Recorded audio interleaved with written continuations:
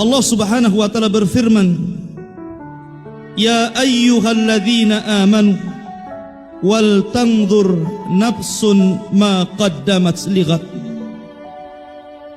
Wahai orang-orang yang beriman, hendaklah diri-diri kalian memperhatikan terhadap apa yang kalian persembahkan untuk kelak menghadap Allah Subhanahu wa taala. Umar bin Al-Khattab radhiyallahu an mengatakan, "Hasibu anfusakum qabla an tuhasabu." Hisablah diri-diri kalian, hitunglah kesalahan kalian sebelum Allah Subhanahu wa taala yang akan menghitungnya. Ma'asyiral muslimin yang dimuliakan Allah Azza wa Jalla, orang yang senantiasa menghisab di dunia terhadap dirinya, maka itu penyebab ringannya hisab di akhirat. Orang yang menyedikitkan, melakukan kezaliman kepada orang lain, itu penyebab Allah akan sedikitkan qisasnya pada hari kiamat. Allah Subhanahu wa taala berfirman, "Innaka mayyitun wa innahum mayyitun thumma innakum yaumal qiyamati inda rabbikum takhtasimun." Engkau akan mati wahai Muhammad, sebagaimana mereka juga akan mati. Kemudian kalian pada hari kiamat di sisi Allah Subhanahu wa taala akan saling menuntut hak.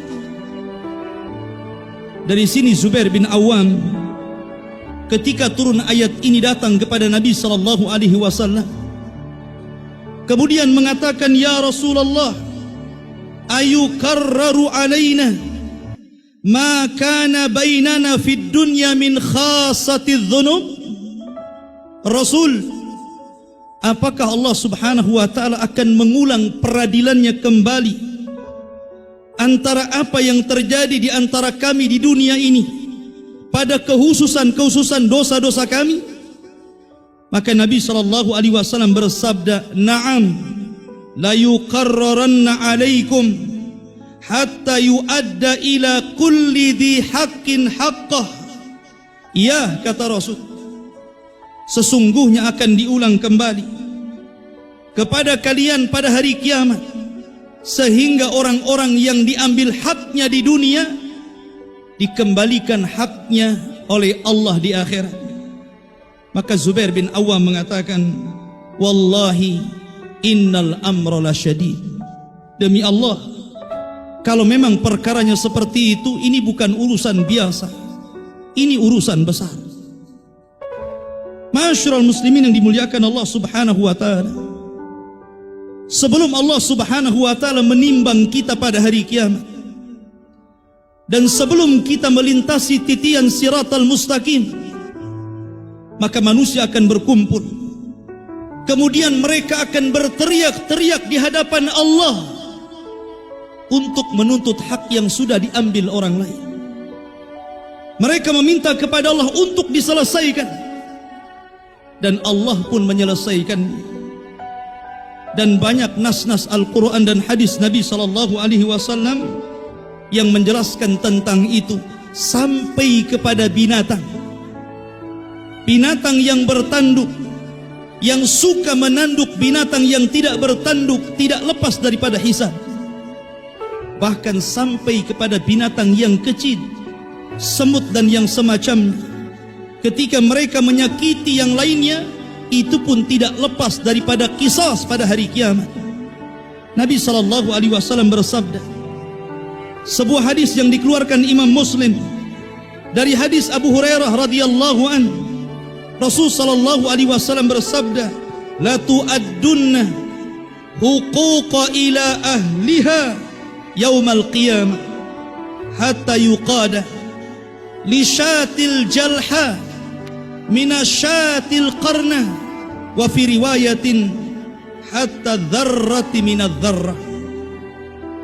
Kata Nabi sallallahu alaihi wasallam, kembalikan hak-hak manusia di dunia Kembalikan hak-hak manusia di dunia kepada yang berhak mendapatkan. Karena kelak pada hari kiamat, kambing-kambing yang tidak bertanduk akan meminta qisas kepada kambing-kambing yang bertanduk, sampai pun kepada binatang kecil meminta qisas kepada Allah Subhanahu wa taala. Ma'asyiral muslimin yang dimuliakan Allah Subhanahu wa taala, Nabi SAW bersabda bahwa awal yang pertama kali dikisos pada hari kiamat adalah urusan darah. Ini sebagaimana hadis yang dikeluarkan oleh Imam Al-Bukhari dan Muslim dari hadis Abdullah bin Mas'ud radhiyallahu anhu, qala Rasulullah sallallahu alaihi wasallam, awal ma yuqda yaumal qiyamati fi amri dima. Yang pertama kali dihisab, yang pertama kali terjadi qisas pada hari kiamat adalah urusan darah, urusan bunuh-membunuh. Walaupun di sana ada hadis yang mengatakan bahwa awal ma yuhasabul abdu yaumal qiyamah salatuhu, yang pertama kali dihisab bagi hamba pada hari kiamat adalah salatnya. Tapi kedua hadis ini tidak bertentangan. Karena apabila kita cerita salat, berarti ini hubungan kita dengan Allah Subhanahu wa taala. Tapi kalau cerita darah, berarti ini hubungan antara kita dengan sesama kita, hamba dengan hamba. Dan ini perkara yang sangat mengerikan. Dalam sebuah hadis dari Abu Hurairah radhiyallahu anhu, ya'ti yaumal qiyamah bil qatil, pada hari kiamat orang yang dibunuh akan datang menghadap Allah Subhanahu wa taala. Wa hamala ra'sahu biyadaihi, kemudian dia membawa kepalanya di kedua tangannya, kemudian dia menyeret orang yang membunuhnya, dan dia mengatakan di hadapan Allah dengan teriakan yang kencang, dia mengatakan, ya Rabb, sal hadza lima qatalani. Ya Rabb, tanya orang ini, kenapa dia sampai membunuh? Bahkan dalam riwayat Abdullah bin Abbas radhiyallahu anhu, tangan kanannya memegang kepalanya sendiri, kemudian tangan kirinya memegang orang yang membunuhnya. Kemudian dia mengatakan di hadapan Rabb, ya Rabb, sal hadza lima qatalani. Ya Rabb, tanya orang ini, kenapa dia sampai membunuh? Ma'asyiral muslimin, di zaman sekarang bunuh-membunuh itu perkara mudah. Sampai pun anak bayi yang tidak bersalah diletakkan dalam kardus, kemudian dilempar ke tong sampah, dilempar ke sorokan, dibiarkan begitu saja sampai mati. Mereka tidak paham bahwa Allah Subhanahu wa taala akan mempertanggungjawabkan perbuatan mereka. Wal mau'udatu su'ilat bi ayyi dzambin qutilat, dan bayi-bayi itu akan menghadap Allah, kemudian akan mengatakan, ya Rabb, tanya ibuku, kenapa dia sampai membunuhku? Atas dosa apa aku dibunuh? Ma'asyiral muslimin yang dimuliakan Allah Subhanahu wa taala, saya tidak pernah membayangkan kalau seandainya ada manusia yang menyembah manusia hanya karena urusan sia-sia, hanya karena urusan politik, hanya karena urusan membela pemimpin satu dengan yang lainnya. Kemudian mereka saling bermusuhan, saling membunuh, saling mentumpahkan darah. Kira-kira kalau dia datang menghadap Allah, berapa musuh yang dia hadapi pada hari kiamat? Ma'asyiral muslimin yang dimuliakan Allah Azza wa Jalla. La ilaha illallah.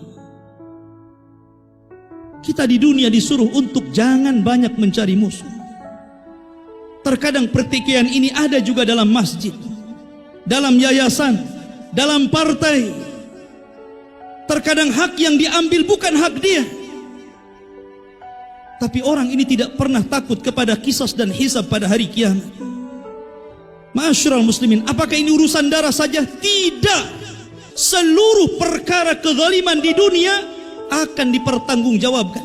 Bukan hanya soal urusan darah, Anda memukul, Anda memecut, Anda menyakiti orang lain, ada kisasnya. Sebuah hadis dari Jabir bin Abdullah radhiyallahu anhu. Ketika Jabir bin Abdullah radhiyallahu anhu mendengar sebuah hadis di Madinah, hadis ini dia sudah dengar, tapi tidak mendengar langsung dari orang yang mendengar langsung dari Nabi SAW. Sementara orang yang mendengarnya ada di Syam, namanya Abdullah ibn Unais radhiyallahu anhu. Terpaksa Jabir berjalan dari Madinah menuju Syam hanya untuk mendengar satu hadis. Dia berjalan 1 bulan. Berjalanlah Jabir bin Abdullah radhiyallahu anhu. Sesampainya di Syam, di rumah Abdullah bin Unais radhiyallahu anhu, kemudian dia mengatakan, "Ya Abdullah, ceritakan kepadaku. Aku takut kalau seandainya engkau mati atau aku yang mati, aku tidak mendengar hadis itu dari kamu tentang hadis kisos pada hari kiamat." Kata Abdullah bin Unais radhiyallahu anhu, "Ya, aku langsung mendengar hal itu dari Nabi sallallahu alaihi wasallam." Kata Nabi sallallahu alaihi wasallam, "Yuhsarun nas yaumal qiyamah khufatan uratan ghurlan buhman." Pada hari kiamat manusia akan dikumpulkan dalam posisi tanpa berpakaian, tanpa beralas kaki, tanpa dikhitan, dan tanpa membawa apapun. Kemudian Allah Subhanahu wa ta'ala akan mendatangi hamba-hambanya dan mengatakan, "Anal Malik, ana Dayyan." Saya raja kalian dan saya akan selesaikan seluruh hak-hak yang diambil oleh musuh-musuh kalian di dunia. Kemudian Allah mengatakan, "La yambagi li ahli nar an yadkhulan nar wa indahu li ahadin min ahlil jannati haq hatta uqissahu minhu." Tidak layak penduduk neraka untuk masuk ke dalam neraka sementara dia punya hutang kepada penduduk sorga sampai aku kisos keduanya. Wala yambagi li ahlil jannah an yadkhulal jannah wa indahu li ahadin min ahlin nar haqqun hatta uqissahu minhu. Tidak layak bagi penduduk sorga untuk masuk ke dalam sorga sementara dia punya hak bagi penduduk neraka sampai aku kisos kalian. Kemudian sahabat bertanya, "Rasul, pada hari kiamat kami tidak membawa apapun. Apa yang harus kami ambil? Dia pun tidak membawa apapun. Jangan lagi harta. Pakaian saja dia tidak bawa. Karena seluruh manusia pada hari kiamat telanjang, tidak bawa harta, bahkan tidak bawa sandal sekalipun. Lalu bagaimana engkau mengkisos kami? Bagaimana kau mengambil hak kami?"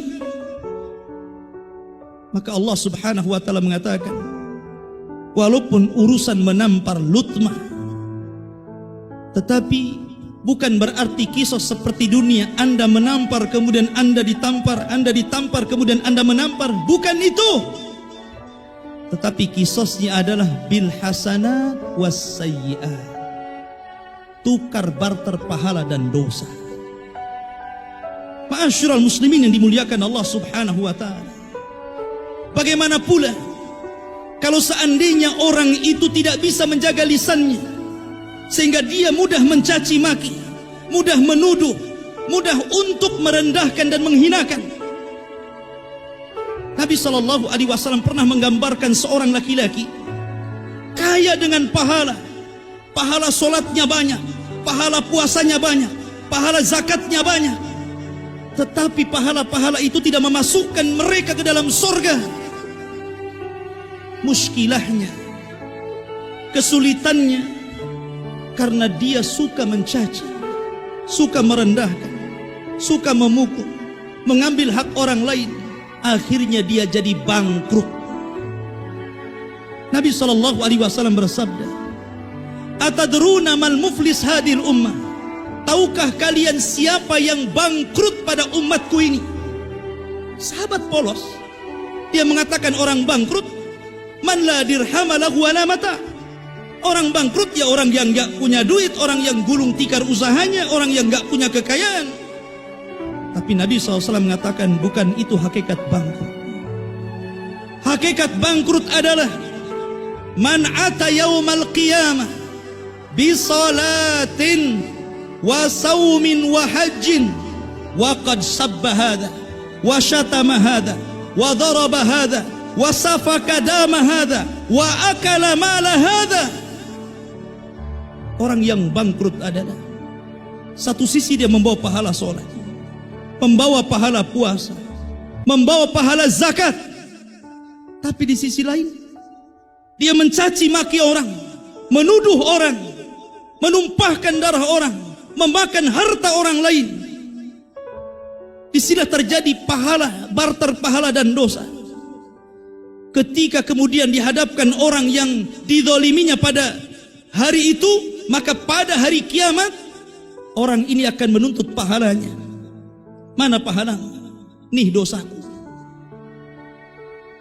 Ketika sudah tidak ada lagi pahala karena diberikan kepada orang lain, dan satu sisi dia menanggung dosa orang itu, faturihat finnar, dia pun dilempar ke dalam neraka, na'udzubillah.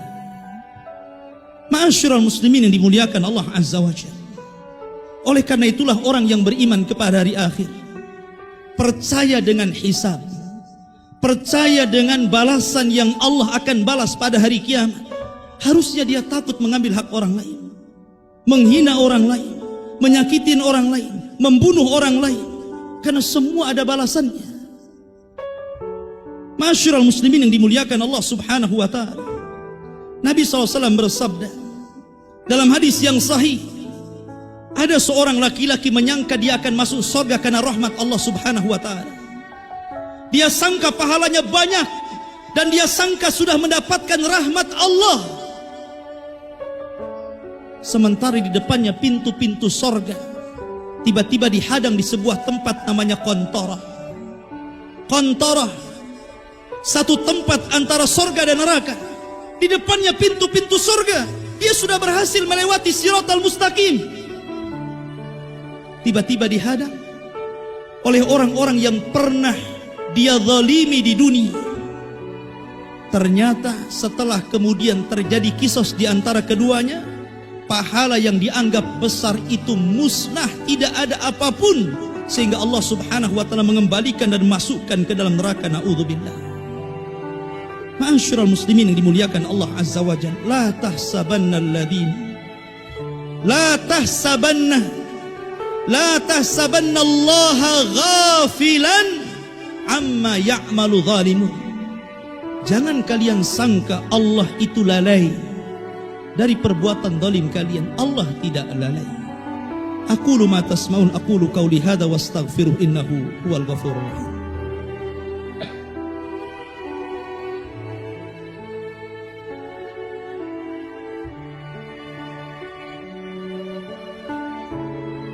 Bihamdillahi wassalatu wassalamu ala rasulillah wa ala alihi wa sahbihi wa mawala. Fala haula wala quwata illa billahi wa ba'd. Allah Subhanahu wa ta'ala menyebutkan dua kelompok yang kelak akan diberikan keringanan oleh Allah Azza wa Jalla dan juga akan diberatkan oleh Allah Azza wa Jalla. Allah mengatakan, fa amman utiya kitabahu biyamini fasawfa yuhasabu hisaban yasira. Barang siapa yang pada hari kiamat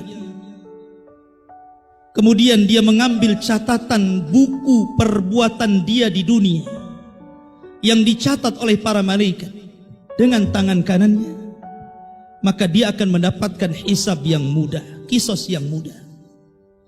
Tapi kalau dia mengambil dengan tangan kirinya atau mengambil dari belakang punggungnya, wara'a dhahri, maka dua kelompok ini akan celaka. Karena manusia itu cuma tiga. Mukmin ngambil dengan tangan kanan, kafir ngambil dengan tangan kiri, dan munafik mengambil dari belakang. Ma'asyiral muslimin, catatan itu ada dua. Ada catatan global. Seluruh umat punya catatannya. Umat Nuh memiliki catatan, umat Ibrahim memiliki catatan, umat Musa memiliki catatan, umat Isa memiliki catatan, dan umat Rasul memiliki catatan. Dan catatan terbaik adalah umat Muhammad sallallahu alaihi wasallam. Ketika catatan secara umum itu dibuka di halayak orang ramai, disinilah tersingkap aib manusia. Disinilah tersingkap aib manusia. Walaupun di dunia Anda bermaksiat, orang tidak tahu, tapi kelak manusia akan tahu pada hari kiamat. Walaupun di dunia Anda sangka Anda memaksiat, tidak tahu siapapun bersembunyi di lubang semut sekalipun, tetap Allah singkap pada catatan yang besar. Disitulah dia akan merasa malu, dipermalukan Allah subhanahu wa ta'ala. Ma'asyiral muslimin, ada amalan sirriyah, ada dosa jahr, ada dosa sirriyah. Ada amalan yang tidak tahu antara dia kecuali dia dengan Allah azza wa jalla. Dan ini amalan yang paling baik yang diserahkan kepada Allah subhanahu wa ta'ala. Tapi ada dosa yang tidak terang-terangan. Justru dosa itu yang membahayakan dia pada hari kiamat. Ada seorang hamba membawa pahala sebesar gunung Tihamah, dihancurkan gara-gara maksiat yang tidak diketahui manusia. Diam-diam dia dendam sama orang, dengki sama orang, hasad sama orang, ingin menghancurkan orang. La ilaha illallah. Semua akan disingkap. La yakhfa minkum khafiyah. Pada hari itu Allah tidak menutupi sedikit pun, semua akan disingkap dari hati-hati kalian. Kemudian catatan yang kedua, catatan khusus. Itulah catatan yang dibaca oleh masing-masing manusia. Kalau itu catatan yang baik, setiap dia baca catatannya, mukanya semakin bersinar. Dibaca lagi semakin bersinar, dibaca lagi makin bersinar, sampai mukanya kal qamari lailata badri tamami, sampai mukanya bersinar seperti bulan purnama. Dan itulah muka-muka penduduk sorga. Kemudian badannya mengembang, membesar, sampai tingginya seperti Adam dan lebarnya seperti Adam, 60 hasta dan 7 hasta, 30 meter kali 3,5 meter. Itulah badannya. Setiap kali membaca membesar, sampai akhirnya seperti Adam. Kemudian wajahnya bercahaya. Dari situlah dia menyeberang siratal mustaqim. Yauma tabyaddu wujuh. Pada hari itu ada wajah yang bersinar. Tapi kalau catatannya buruk, setiap dia mencatat menghitam wajahnya, membesar badannya, sampai Rasul menyebutkan tempat duduk penduduk neraka itu antara Mekah dan Madinah. Saking besarnya, bahkan giginya penduduk neraka sebesar gunung Uhud. Sengaja Allah besarkan badan itu liyadzuqul adzab, agar mereka merasakan azab Allah subhanahu wa ta'ala. Yauma taswaddu wujuh yauma tabyaddu wujuh wa taswaddu wujuh. Pada hari itu ada wajah yang bersinar, tapi juga ada wajah yang kelam, hitam kelam. Ma'asyiral muslimin, makanya dari awal saya katakan, orang yang selalu menghisab diri sendiri, ini akan memudahkan hisab kita pada hari kiamat. Orang yang menyedikitkan berbuat dolim kepada orang lain, maka akan menyedikitkan kisos kita pada hari kiamat. Para ulama membahas tentang hukum orang yang membunuh. Apakah orang yang membunuh kemudian dibunuh, atau dia bertobat kepada Allah azza wa jalla, selesai sampai di situ? Tidak. Karena orang yang menyakitin orang lain, apalagi dengan cara bunuh, dia memiliki 3 PR. 1 kepada Allah, 2 kepada orang yang keluarga yang dibunuhnya, dan 3 kepada orang yang dibunuhnya. Kalau dia hanya berdoa kepada Allah subhanahu wa ta'ala, ya selesai 1. Tetapi keluarga korban yang sakit hati karena 1 di antara keluarganya mati oleh dia, belum tentu terima. Atau mungkin dia terima, kita kasih diat 100 ekor unta atau banyak lagi harta sehingga memaafkannya, ya lisannya, hatinya belum tentu. Dari sini kata Syekh Utsaimin rahimahullahu ta'ala, kenapa terjadi kisos pada hari kiamat? Supaya setiap orang yang masuk surga itu tidak ada lagi dendam dalam hatinya, tidak ada lagi perasaan musuh dalam hatinya. Dicabut wa naza'na ma fi qulubihim min ghillin ikhwana, dicabut perasaan ghil, dendam, musuh, baru mereka dimasukkan ke dalam surga. Karena belum tentu Anda punya keluarga dibunuh, kemudian kita ke pengadilan, tolong bunuh juga, akhirnya dibunuh. Secara matematika impas, sudah orang yang membunuh dibunuh, tapi hati tidak impas. Belum tentu keluarganya itu setuju, ikhlas, apalagi yang dibunuh orang yang dicintai dalam keluarganya. Ya, secara dunia impas karena orang yang membunuh dibunuh, tapi hati tidak bisa dibohongi, pasti tidak akan ikhlas. Lah karena hati ini tidak bisa dibohongi kecuali Allah Azza wa Jal, terjadi kisos 2 kali pada hari kiamat, sampai betul-betul dihilangkan perasaan itu semua, baru dimasukkan ke dalam sorga. Itu hikmah kisos pada hari kiamat.